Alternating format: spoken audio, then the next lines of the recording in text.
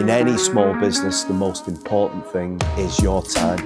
What makes a tool trustworthy for me is I can pick it up and I know that is going to do exactly what I want it to do. I don't want to have to think about the laser. I just want to turn it on and it shoots a level line and we can work from there. Your work is only as good as the level or the tool that you are using.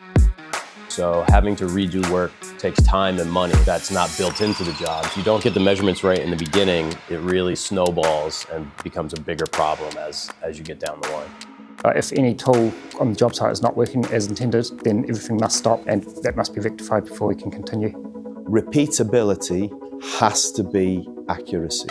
Number one, it has to be accuracy. You know, predictability with your tools and setting up good processes. In the factory, I saw that you guys are really like practitioners of lean manufacturing. The mounting of those diodes is being calibrated 5 times, you know, in each step of the process. Very impressive for me to see the fact that it's being calibrated over and over again. So by the time it leaves the factory, you know that it's dead on.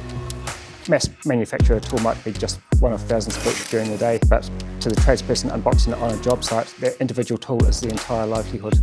No matter if I'm tiling or if I'm framing, any aspect of work I do, my calibration of that work is very dialed in and very high because of the laser level. You don't want to see a precision tool coming off of a chaotic production line. They don't really match in philosophy. You want a precision tool to come off of a very controlled line. So, seeing that was very cool.